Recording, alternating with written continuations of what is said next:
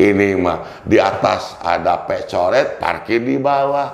Kalau misalnya kita parkir, terus diminta uang duluan, berarti dia juru parkir liar. Kenapa kita tertipan, dia kabur.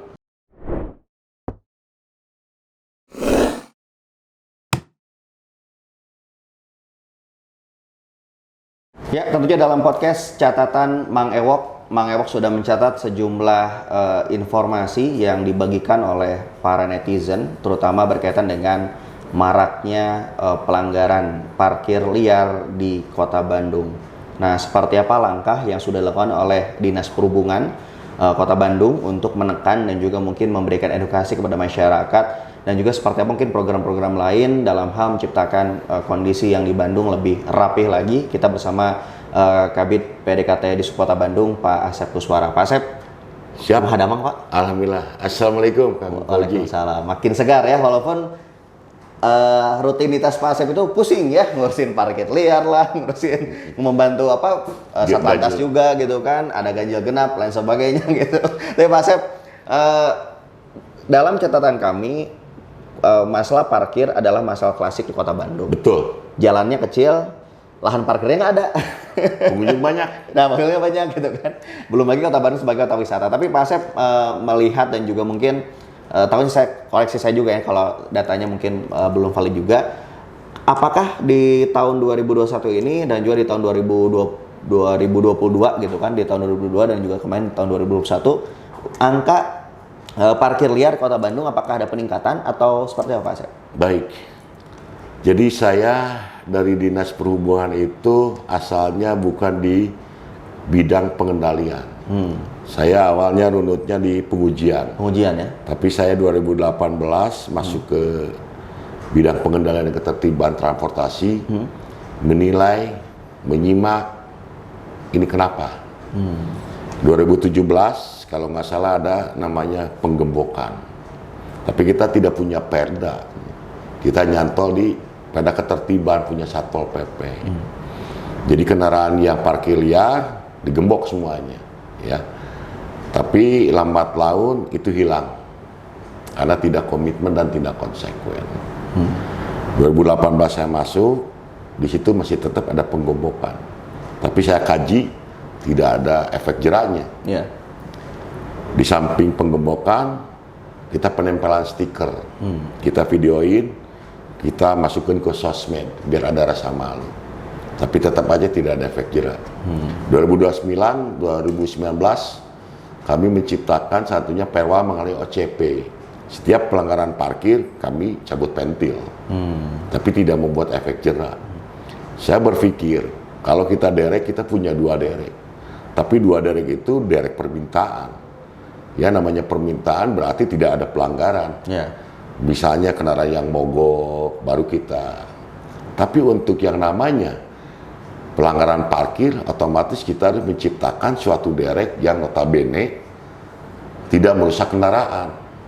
Ya, kita yang parkir itu satu, misalnya gigi dimasukin, handbrake pasti diangkat. Betul. Jangankan di derek, didorong juga nggak bisa.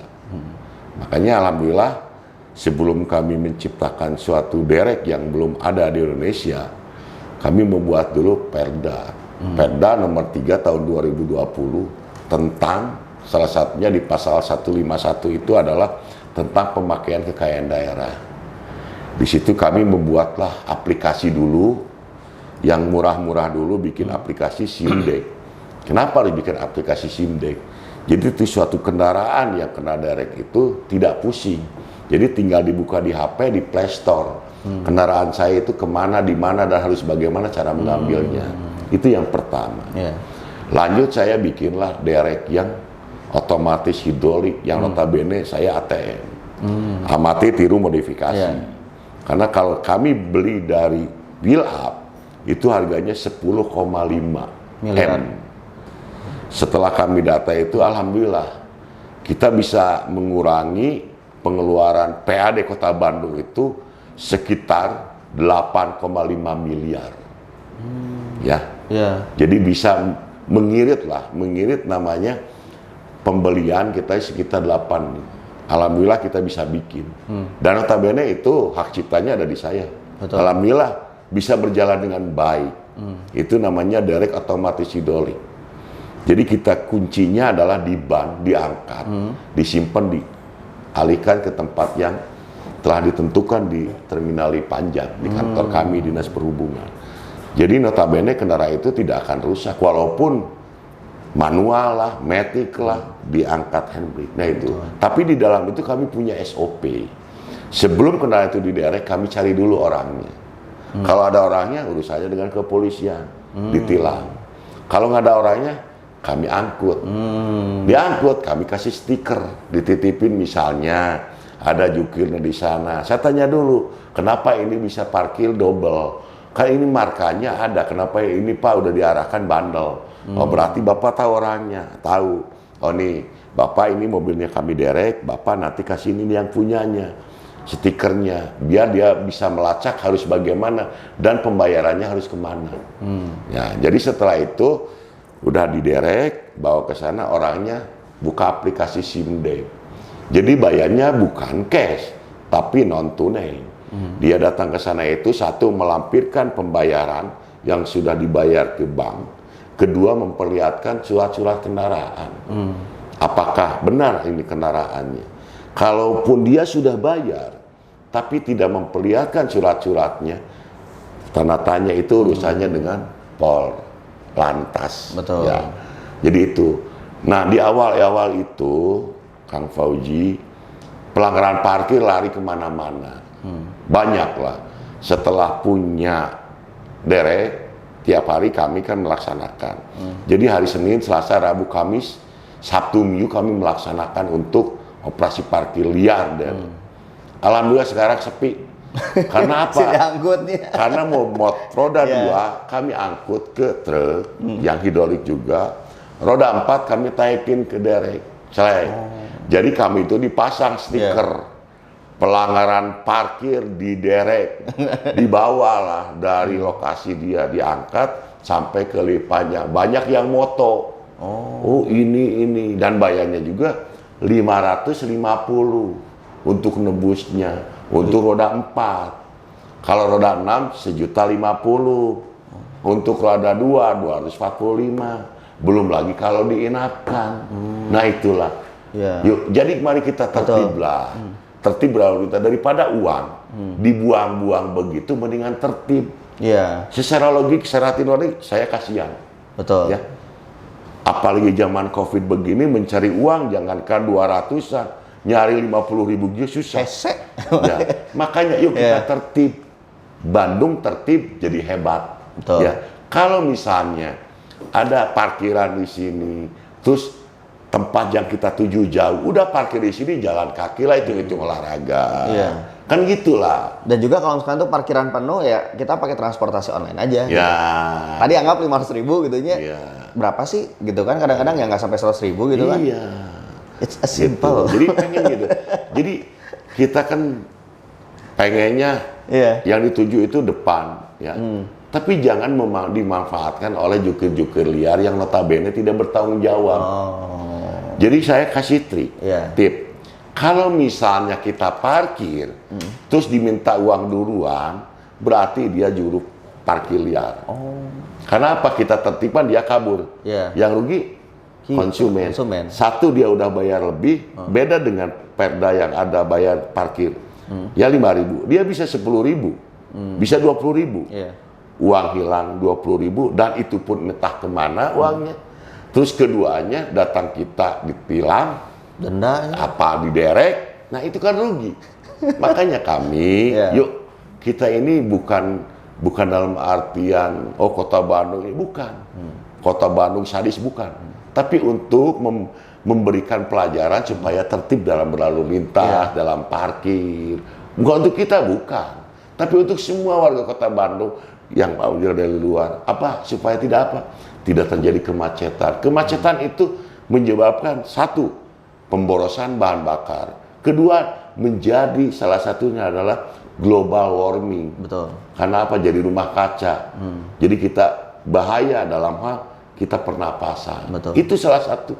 Jadi, tapi dalam hati kecil saya itu saya bertolak belakang. Bertolak belakang dalam artian kasihan. Iya. Kasihan harus bayar denda. Yuk, daripada bayar denda, mendingan parkir yang tertib, yang tempat yang telah ditentukan. Walaupun agak jauh sedikit, maka jadi masalah. Itu untuk olahraga. Itu salah satunya, Kang Fauji. Karena kalau ya kita bicara Singapura aja kan, dendanya lebih dari situ kan. Iya. Singapura, Jepang lebih, ya kalau ada beberapa orang bilang sadis, ya kalau kita compare dengan Singapura dengan Jepang, beda jauh sebenarnya. Ya makanya saya mengajaknya, alhamdulillah Kang Fauji melalui YouTube ini bisa memberikan edukasi kepada warga masyarakat. Jadi pemerintah hadir bukan untuk mencekik, untuk apa, enggak, bukan. Untuk supaya tertib. Tertib itu dari diri sendiri. Misalnya, di sini tidak ada marka parkir, di sini tidak ada larangan parkir, boleh di sini. Itu tidak semestinya boleh. Kalau itu menghalangi kelancaran lalu lintas, berarti kita harus tindak, walaupun di situ tidak ada rambu larangan misalnya, tidak P coret, tidak S coret. Tapi kalau menghalangi ya kita sikat aja, kan gitu. Misalnya kayak di depan di sini, di depan PRFM kan gitu. Mana ada larangan P coret? Kan tidak ada. Boleh parkir? Ya, tidak boleh. Karena sepanjang Asia Afrika sudah ada marka, ada rambu, tidak boleh parkir sepanjang Asia Afrika. Berarti kan satu rambu itu untuk seluruh jalan Asia Afrika. Nah, harus paham. Apa P, apa S gitu. Ini mah di atas ada P coret, parkir di bawah. Di sini ada jalur sepeda, dipakai parkir. Kan jalur sepeda untuk jalur sepeda, bukan untuk parkir, kan gitu. Jangan ya istilahnya menghalalkan segala cara. Walaupun itu tanah pemerintah, siapapun, tapi tolonglah peruntukannya jalan ini untuk apa? Untuk jalur sepeda kah? Untuk parkir kah? Dilarang parkir lah. Kan kita menentukan salah satunya rambu itu dalam rangka berdasarkan kajian, bukan antara suka dan tidak suka. Kajian, oh ini nggak boleh, yang sebelah sini boleh. Nah itu bukan antara suka tidak suka. Tapi kan berdasarkan kajian di lapangan. Harus lalu itu seperti apa, itu Kang Fauji. Betul. Dan juga kita harus menanamkan rasa malu ya. Kadang-kadang kita parkir di pinggir jalan, bikin orang macet tuh kadang-kadang kalau saya bikin deg-degan, Pak. Jadi kajian, udahlah nggak usah berhenti gitu kan, soalnya kan menghalangi. Apalagi jalannya kecil. Itu kayak omongan itu. Harusnya dua arah. Betul. Paling jalannya kecil, karena kita jadi macet nungguin, lewat dulu masuk kan gitu. Tapi Pak Sep, ini soal apa tadi, jukir liar gitu kan. Mungkin banyak juga netizen yang bilang, nih tuh Pak, tertibkan, jukir liar tuh tugas Disub juga menertibkan jukir liar. Untuk jukir liar, itu kewenangannya bukan di kami. Kami hanya memberikan informasi, itu pembinaan. Mungkin ada di TNI, ada di Polri, makanya Kepala Dinas sedang berkoordinasi dan berkolaborasi. Makanya ini kan saya jangan disalahkan yang parkirnya. Karena yang parkir itu apalagi orang luar notabene tidak tahu, tidak paham. Kan makanya cobalah jukirnya kita tangkap, kita bina, terus kita berdayakan seperti apa. Kalau bisa dia misalnya mau jadi jukirnya yang legal. Koordinasi dengan buru parkir daerah mana nih, simpen gitu. Nah itu salah satu komunikasi kami dengan pimpinan. Nanti pimpinan levelnya dengan pimpinan lagi, agar nanti tidak overlapping. Kalau saya berbicara kayak itu kan kaitannya dengan anggaran kan, Kang Fauji. Kan didik orang itu harus dikasih makan, kan gitu, harus ada honor yang didiknya, kan itu. Jangan sampai nanti main masuk, bingung bayarnya. Jadi kan gitulah. Mudah-mudahan ke depan Kota Bandung lebih baik dalam hal apapun. Ya, yang paling pokok saya itu titip ya Kang Fauji. Kita ini orang Islam, harus bisa mendoakan agar yang terbaik untuk Kota Bandung itu aja. Ya, semuanya. Karena saya inginnya Kota Bandung itu makmur, sejahtera, sehat semua ya. Jadi bahagia gitu, taat aturan. Itu aja Kang Fauji. Jadi harapannya memang semoga semuanya kondusif ya. Dan juga mewujudkan eta Bandung juara ya. Bandung juara, lahir batin. Dunia akhirat ya. Jadi simple untuk kita tertib ya, dari terangkan dari diri kita. Jadi kadang-kadang gini juga para pelanggar banyak juga yang curhat ke PRFM juga. Kang, saya teh parkir di situ karena ada temennya, di depan juga ada yang parkir. Nah, kadang-kadang kalau misalkan ada orang yang salah, nyetong diturutan. Gitu. Malah kalau bisa ya diingetin gitu kan. Pak, parkirnya di itu ngalangan ya gitu kan. Takutnya kan ada ambulan dan sebagainya, nanti repot. Oke, Pak Asep, terima kasih nih sudah Sama-sama, Kang mampir Fauzi. di podcastnya catatan Mang Ewok ya. Semoga nanti kita bisa ngobrol lagi di Mang Ewok lapangan. tetap sehat. Amin. Ya. Semoga Pak Selalu Asep ada juga Allah sehat. Subhanahu wa Ta'ala, ya. Amin. Sehat Karena selalu. panjang sekali ya. Semoga kita bisa melalui berbagai permasalahan. Karena baik lagi kalau kita ngomongin Bandung, punten Pak Asep ya, macet, parkir liar, apalagi banjir. Nanti kita bahas lah pendengar. Iya. Tentunya dalam catatan Mang Ewok, tentunya di podcast di PRFM. Turun. Assalamualaikum warahmatullahi wabarakatuh.